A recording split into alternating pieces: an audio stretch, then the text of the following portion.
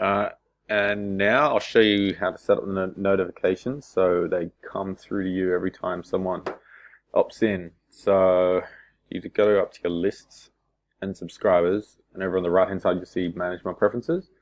Click here. So you got notify me instantly at the Jeff at jeffchat.com. So you've already got the 6 week those lists there. So I'll just add in Jab Method Facebook lead ads. So you'll get an email similar to this, like looks like this, and it'll have all the info of that person when they leave their lead, and then you also get a weekly summary for each of those lists.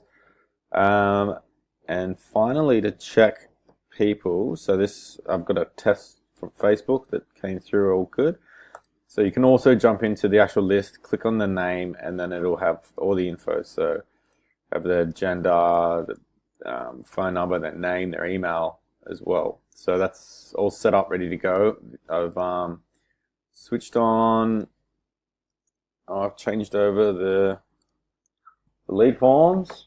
So now it's just all running. They're in review again. So they're all running, that's the lead form called Jab Method Add Form 1 Copy. So that one there was the one that was running, and that one didn't have the phone number, this one does. So it's all connected up. Leads will come through into your campaign monitor. Email will go out. You just need to jump in and edit the email in the automation section as I showed you in that last video. So that one there, Jab Method Introduction. Just jump in, edit that, finish it off, add the buttons in, and make sure to switch the journey on. So if that's not on, then that's not going to start firing.